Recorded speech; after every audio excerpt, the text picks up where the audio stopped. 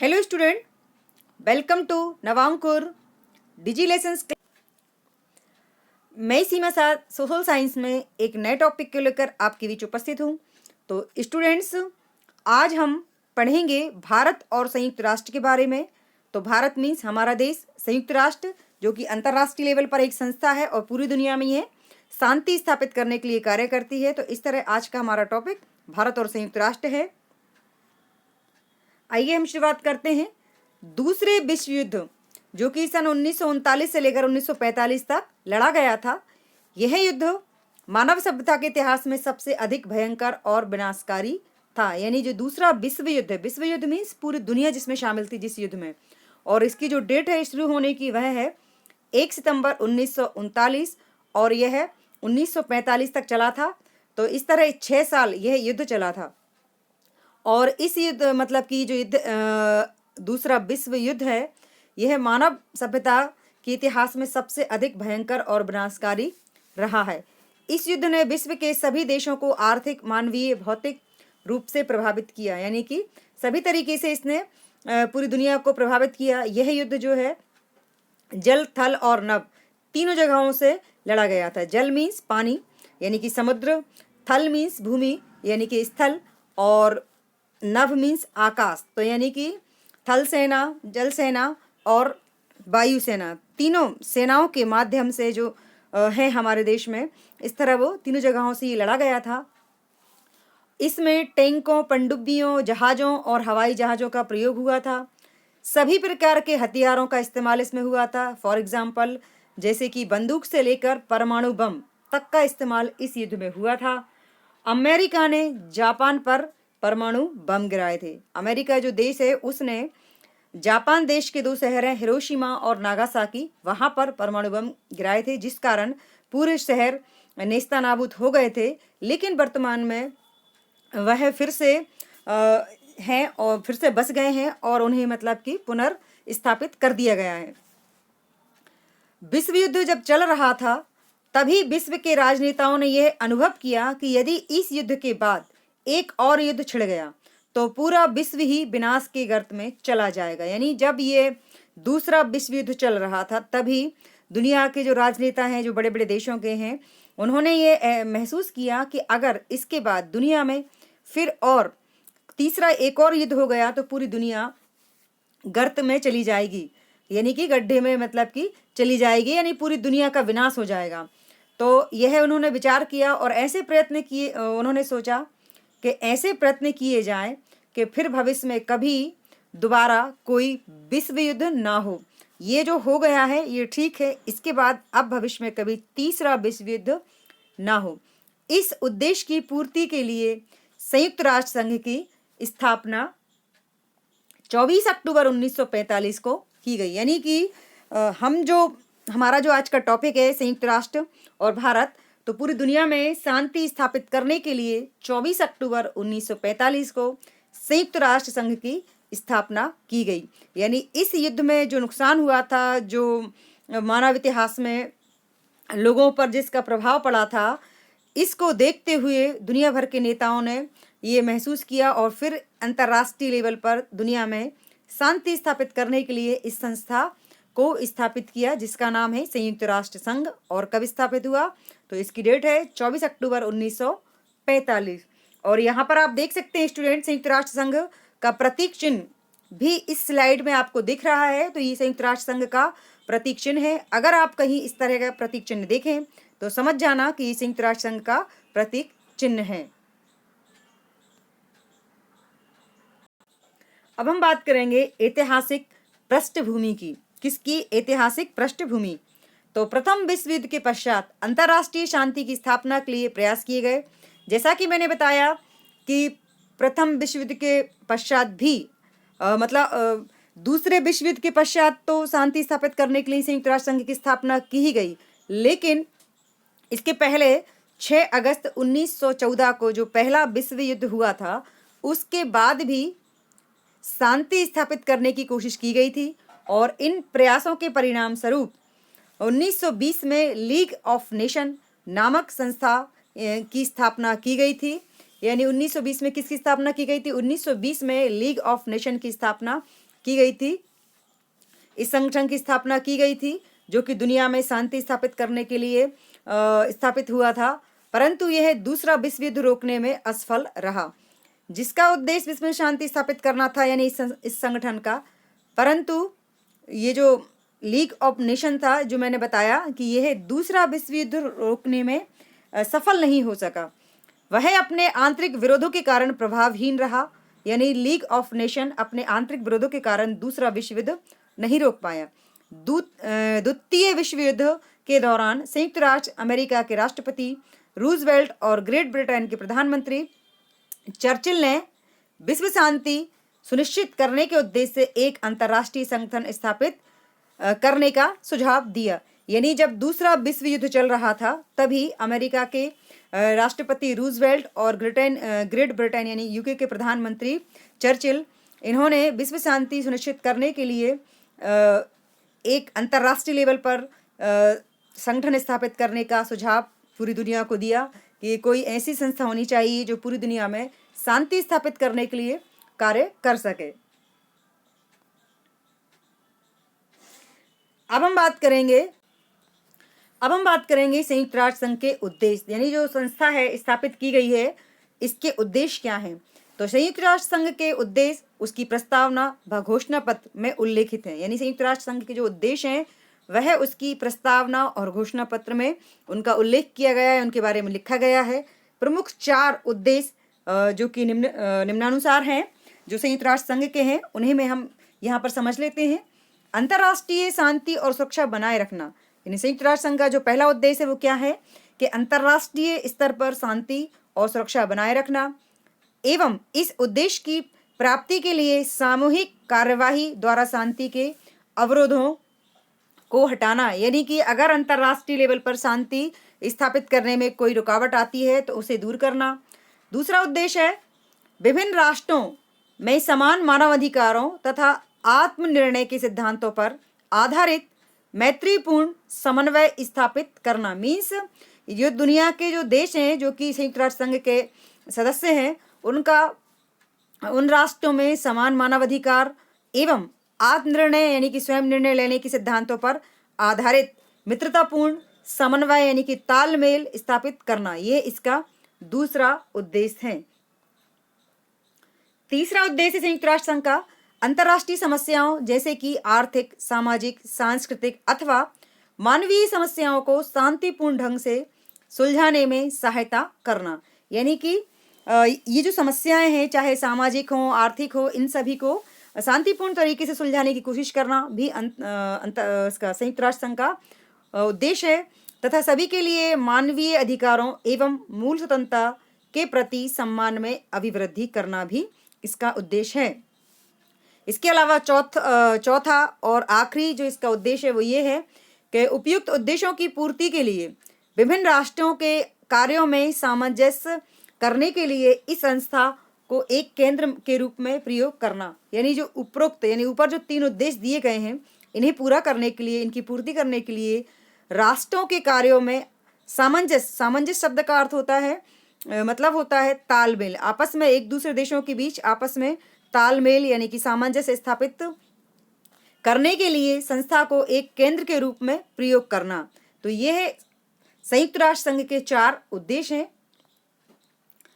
अब हम बात करेंगे संयुक्त राष्ट्र संघ के अंग। तो संयुक्त राष्ट्र संघ के अंग कौन कौन से हैं? संयुक्त राष्ट्र संघ के 6 अंग हैं। कितने अंग हैं स्टूडेंट्स? 6 अंग हैं। इनका उल्लेख संयुक्त राष्ट्र संघ के चार्टर ने अपनी 6वीं धारा में किया है, यानी संयुक्त राष्ट्र संघ के जो अंग हैं और वो 6 हैं, इन 6 अंगों का उल्लेख उसने संयुक्त राष्ट्र संघ का जो चार्टर है यानी कि जो उनका अधिकार पत्र है उसमें इनका 6वीं धारा में इन अंगों का उल्लेख किया गया है। तो ये अंग हम जान लेते हैं कौन कौन से हैं।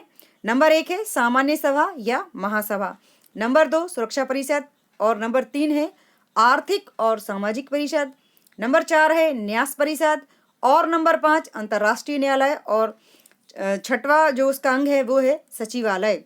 तो इस तरह संयुक्त राष्ट्र संघ के ये 6 अंग हैं, यानी कि ये 6 उसकी संस्थाएं हैं जिनके आधार पर वह दुनिया में शांति स्थापित करने के लिए कार्य करती है। चलिए अब हम इनको एक एक करके सभी के बारे में थोड़ा डिटेल में समझ लेते हैं। नंबर 1 है सामान्य सभा या महासभा। तो महासभा क्या होती है?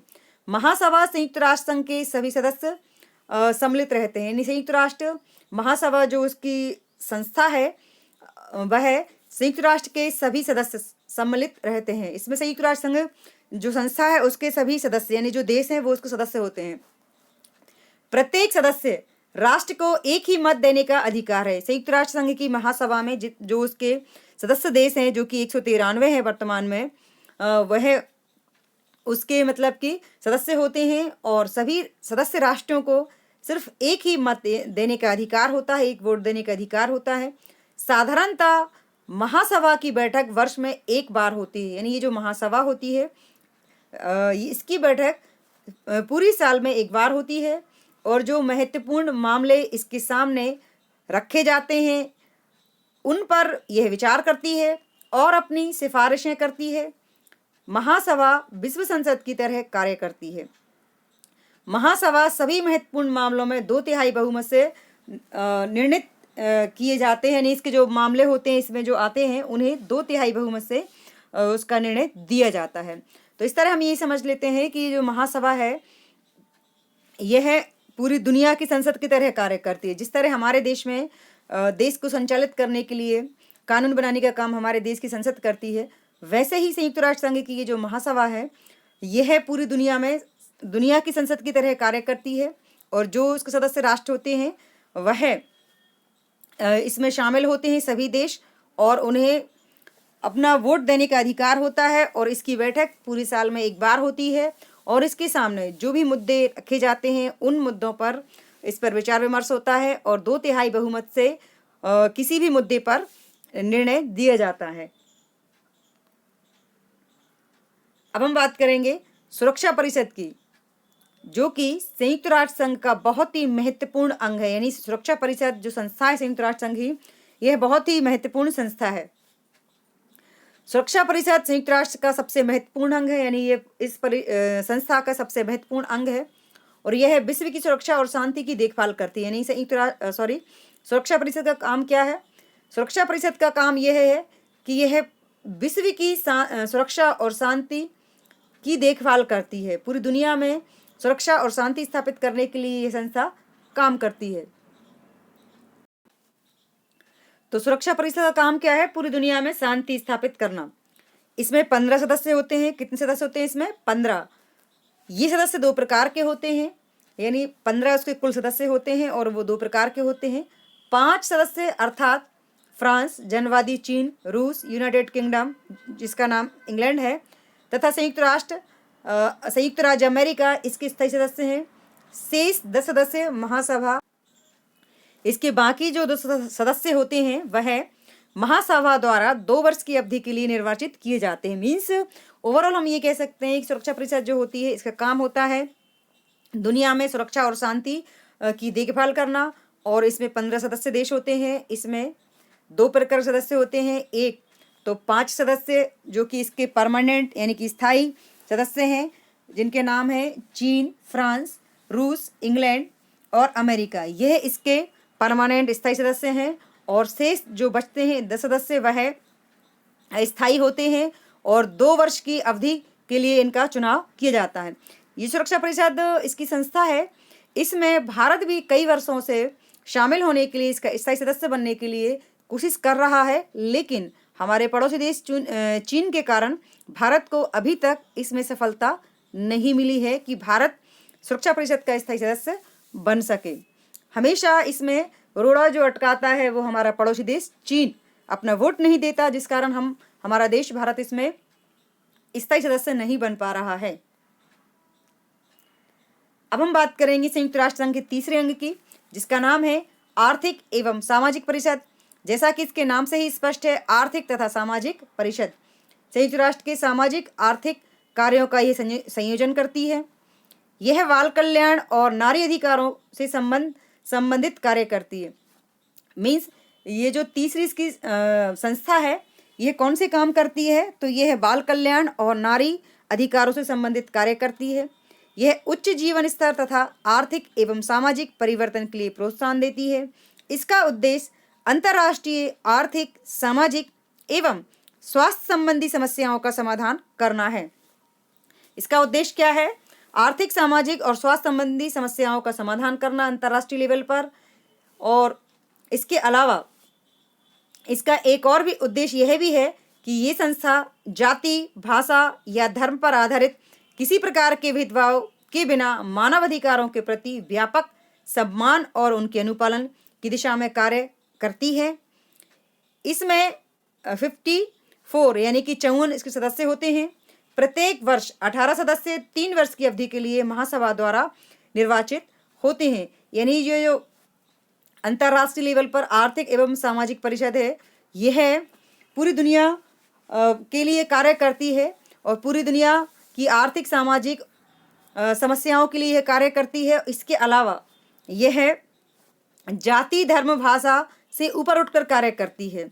इसमें 54 सदस्य होते हैं जो कि प्रत्येक वर्ष 18 सदस्य इसके 3 साल के लिए चुने जाते हैं और वह भी महासभा के द्वारा। यानी कि 36 तो इसके परमानेंट रहते हैं, बाकी जो बचते हैं 18 सदस्य वो 3 वर्ष की अवधि के लिए इसमें मतलब निर्वाचित किए जाते हैं। और कौन करता है उनका चुनाव? उनका चुनाव करती है महासभा।